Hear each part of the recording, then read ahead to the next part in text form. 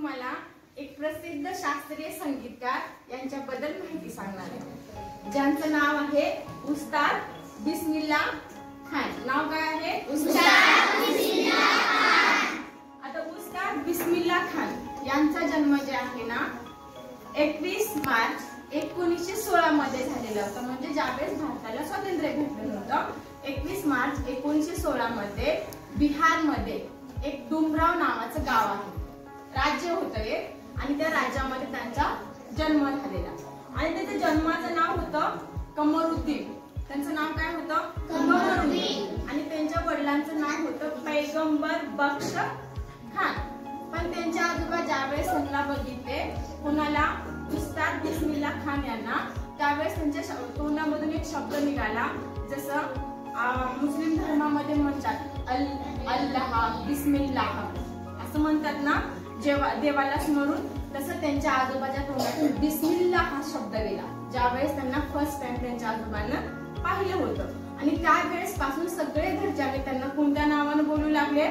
बिस्मिल्लाह। आणि त्यांचं जन्म म्हणजे तिला दिलेलं नाव काय होतं? कमरुद्दीन। आणि त्यांचं पूर्ण नाव होतं कमरुद्दीन पैगंबर बख्श खान। आता उस्ताद बिस्मिल्ला खान यांच्या पोशाखाला बघून काय वाटतं आपल्याला? त्यांच्या डोक्यावर एक टोपी आहे जी कोणते लोक घालतात? हिंदू धर्मातले आणि महत्वाचं म्हणजे महाराष्ट्रामधले लोक घालतात। आणि उस्ताद बिस्मिल्ला खान हे तर कुठून होते? बिहार राज्यातून होते। आणि बिहार मध्ये त्यांनी राहत असताना डुमराव नावाचे एक राज्य होतं, त्या राज्यामध्ये त्यांचे आजोबा, त्यांचे वडील, त्यांचे काका सगळे काय करायचे? तिथं संगीतकार म्हणून काम करायचे डुमराव राज्यामध्ये। आणि त्याच राज्यामध्ये काम करत असताना उस्ताद बिस्मिल्ला खान यांनी वयाच्या 3ऱ्या वर्षापासून कुठं जायचे? आपल्या वडिलांसोबत जायचे। कुठं? एका राज्याच्या राज दरबारामध्ये संगीताचा कार्यक्रम होत असताना त्यांनी जायचे। आणि त्यावेळेस पासून त्यांना वारसा पण होता घरचा, त्यांचे वडील, आजोबा, त्यांचे पणजोबा सगळे संगीतकार होते। त्यामुळं उस्ताद बिस्मिल्ला खान पण काय करू लागले? हळूहळू संगीत शिकू लागले। आणि ज्यावेळेस त्यांनी 3 वर्ष उलटून गेले त्यांना, त्यावेळेस त्यांनी काय केलं? डुमराव रावाचं त्यांचं राज्य सोडलं आणि त्यांनी आले त्यांच्या मामाकडे वाराणसीमध्ये। वाराणसीमध्ये मामाकडे आल्याच्या नंतर त्यांच्या मामाचं नाव होतं अली बख्श। मामाचं नाव अली बख्श होतं आणि ते पण प्रसिद्ध संगीतकार होते। आणि त्यावेळेस काय केलं? उस्ताद बिस्मिल्ला खान यांनी वाराणसीमध्ये आले आणि त्यांचे मामा काय करायचे? धर्माने मुस्लिम होते, पण त्यांनी काय करायचे? वाराणसीमध्ये हिंदूचं प्रसिद्ध मंदिर आहे काशी विश्वनाथ आहे, त्या मंदिरामध्ये त्यांनी सनई वादन करायचे। कोण? अली बख्श, त्यांचे मामा। आणि त्यांचं पाहूनच उस्ताद बिस्मिल्ला खान पण काय करायचे? हळूहळू सनई वाजवायला, शहनाई वाजवायला शिकवले। मराठीमध्ये सनई म्हणतात, हिंदीमध्ये शहनाई म्हणतात। वाजवायला शिकले। आणि ते रियाज कसं करायचे? रियाज म्हणजे सराव कसं करायचे? काशीमध्ये गंगा ही पवित्र नदी आहे आणि ते नदीच्या बाजूला बसून काय करायचे? शहनाई वाजवायचे आणि त्याचा सराव करायचे। आणि ज्यावेळेस उस्ताद बिस्मिल्ला खान यांनी शहनाईमध्ये परफेक्ट झाले आणि त्यांना वाटलं की आपण उत्तम प्रकारे शहनाई वाजवू शकतो, त्यावेळेस त्यांनी स्टेज शो घ्यायचं ठरवले। आणि ते त्या लहान वयापासूनच काय करायचे? वेगवेगळे कार्यक्रम घ्यायचे शहनाई वादनाचे। पण त्यावेळेस भारताला स्वातंत्र्य भेटलं होतं का? नव्हतं। मग भारतामध्ये 1938 मध्ये पहिला रेडिओ आला कलकत्तामध्ये। आणि तोपर्यंत बिस्मिल्ला खान काय झाले होते? प्रसिद्ध झाले होते शहनाई वादनासाठी। आणि त्यांच्या रेडिओवरती वादनाचा कार्यक्रम पण झाला 1938 मध्ये, जेव्हा पहिला रेडिओ भारतामध्ये आलेला होता। आणि त्यावेळेस पासूनच उस्ताद बिस्मिल्ला खान यांना प्रसिद्धी मिळत गेली, वेगवेगळे शो करत गेले त्यांनी। आणि 15 ऑगस्ट 1947 ला आपला देश स्वातंत्र्य झाला का नाही? मग त्यावेळेस भारताचे पहिले पंतप्रधान होते पंडित जवाहरलाल नेहरू। त्यांनी काय केलं? उस्ताद बिस्मिल्ला खान हे काय आहेत? हे शास्त्रीय संगीतकार आहेत, भारताची संस्कृती जपतात, म्हणून त्यांना स्पेशल आमंत्रण दिलं उस्ताद बिस्मिल्ला खान यांना। आणि ज्यावेळेस पहिला स्वातंत्र्य दिन होता त्यावेळेस लाल किल्ल्यावरती वेगवेगळे कार्यक्रम झाले आणि त्या कार्यक्रमामध्येच उस्ताद बिस्मिल्ला खान यांचा शहनाई वादनाचा पण कार्यक्रम झालेला। आणि भारताला स्वातंत्र्य मिळाल्याच्या काही दिवसानंतर ते प्रसिद्ध झाले आणि भारतामधला जे नागरी पुरस्कार आहे 4थ्या क्रमांकाचा 1961 मध्ये उस्ताद बिस्मिल्ला खान यांना पद्मश्री नावाचा पुरस्कार देण्यात आला। आणि ज्यावेळेस त्यांनी भारताच्या स्वातंत्र्य दिनी शहनाई वाजवली त्यावेळेस त्यांना बाहेर देशातून ऑफर येऊ लागल्या की तुम्ही फ्रान्स, रशिया, जर्मनी, जपान या देशातून बाहेर देशातून की तुम्ही आमच्या देशामध्ये काय करावं, येऊन शहनाई वाजवावं। आणि त्यावेळेस त्यांनी बाहेर देशामध्ये सुद्धा काय केलेलं आहे, त्यांचे वेगवेगळे कार्यक्रम घेतलेले आहेत। आणि हे कार्यक्रम करत असताना त्यांना परत 1965 मध्ये जे भारताचा 3रा नंबरचा पुरस्कार आहे नागरी पुरस्कार पद्मभूषण, तो पण पुरस्कार भेटलेला। आणि त्यानंतर हे प्रसिद्ध होत गेले आणि प्रसिद्ध होत गेल्याच्या नंतर 1980 ला पण त्यांना काय भेटलेला, पद्मविभूषण नावाचा पण पुरस्कार भेटलेला।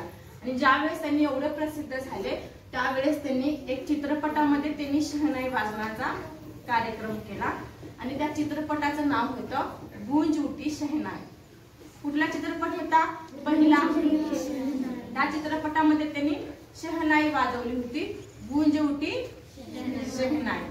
आणि ज्यावेळेस त्यांनी प्रसिद्ध झाले त्यावेळेस त्यांना एक टोपण नाव देण्यात आलं, खान साहब। काय म्हणायचे सगळ्यांनी याला, खान साहब म्हणायचे।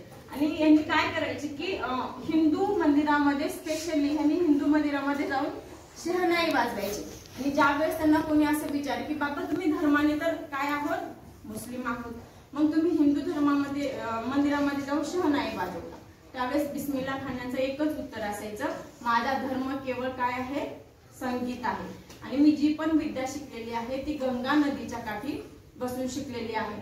आणि उस्ताद बिस्मिल्ला खान यांनी मंदिरामध्ये शहनाई वाजवायचे हिंदू मंदिरामध्ये, पण एका दिवसाचे 5 वेळेसचे नमाज सुद्धा उस्ताद बिस्मिल्ला खान यांनी 5 वेळेसचे नमाज करायचे त्यांच्या धर्मासाठी म्हणून। आणि ज्या वेळेस उस्ताद बिस्मिल्ला खान यांनी प्रसिद्ध झाले त्यावेळेस काय झालं, त्यांच्यामध्ये एक दिग्दर्शक होते गौतम घोष नावाचे। आणि त्यांनी काय केलेलं की उस्ताद बिस्मिल्ला खान यांनी एवढी प्रसिद्धी मिळवली म्हणून त्यांच्यावर एक माहितीपट बनवलेला।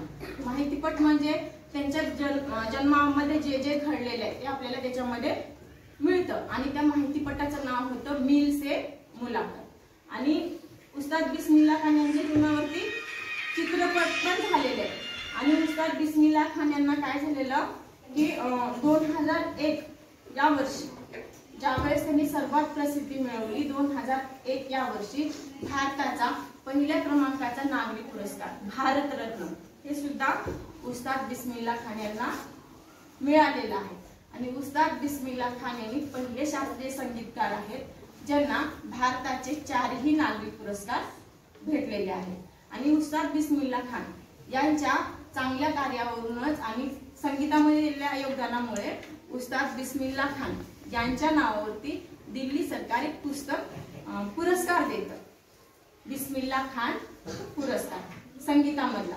आणि बिस्मिल्ला खान यांना काय भेटलेले आहेत, भारताचे 4ही नागरी पुरस्कार भेटलेले आहेत। आणि काय झालेलं की 2006 मध्ये 2001 ला भारतरत्न भेटला आणि 2006 मध्ये ज्यावेळेस त्यांनी 17 ऑगस्ट 2006 मध्ये त्यांची अचानक प्रकृती बिघडली, त्यावेळेस त्यांनी 90 वर्षाचे होते, 90 वर्षाचे। आणि त्यावेळेस प्रकृती बिघडली आणि त्या प्रकृतीच्या दरम्यानच 21 ऑगस्ट 2006 दिवशी उस्ताद बिस्मिल्ला खान यांचा मृत्यू झालेला।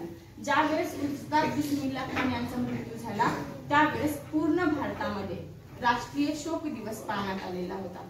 का की भारतामध्ये सगळे नागरिक आहेत, सगळे सामाजिक सोशल कार्य करतात, पण फक्त काही जणांनाच काय होतं, भारतामधले 4ही नागरी पुरस्कार पद्मश्री, पद्मभूषण, पद्मविभूषण आणि भारतरत्न हे पुरस्कार ज्यांना मिळतं तेच खरंच काय असतात, भारताचे रत्न आणि काय असतात, महत्त्वाचे व्यक्ती असतात ना। म्हणून त्यांचा ज्या दिवशी मृत्यू झाला त्या दिवशी भारतामध्ये राष्ट्रीय शोक दिवस पाळण्यात आला, म्हणजे संपूर्ण भारतामध्ये दुःख जाहीर करण्यात आलं। तर असं होतं बिस्मिल्ला खान यांचं जीवनचरित्र। बिस्मिल्ला खान यांना या नागरी पुरस्काराबरोबर संगीत अकादमीचे वेगवेगळे पुरस्कार, राष्ट्रीय पुरस्कार पण त्यांना भेटलेले आहेत। समजले इन्फॉर्मेशन? उस्ताद बिस्मिल्ला खान राज्यामध्ये झालेलं. बिहार. बिस्मिल्ला हे नाव त्यांना कोणी दिलं होतं? त्यांनी कुठलं वाद्य वाजवायचे? त्यांनी शहनाई वाजवायचे. उस्ताद बिस्मिल्ला खान यांना कोणते पुरस्कार भेटलेले? नागरी पुरस्कार. चारही नागरी पुरस्कार भेटलेले. उस्ताद बिस्मिल्ला खान हे किती वर्ष जगलेले? 90 वर्ष जगलेले. उस्ताद बिस्मिल्ला खानचे गुरु कोणाला मानलं जातं मग? त्यांचे मामा, त्यांचं नाव काय होतं? अली बक्ष. बिस्मिल्ला खान यांच्या जन्माचं नाव काय होतं? कमरुद्दीन. काय होतं? कोणत्या मंदिरामध्ये सनई वाजवायचे? वाराणसी, काशी विश्वनाथ मंदिर. समजली माहिती? त्यांचा जन्मदिवस काय म्हणून पाळण्यात आला भारतभर? दुःखाला शोक म्हणतात. राष्ट्रीय शोक दिवस म्हणून पाळण्यात आला.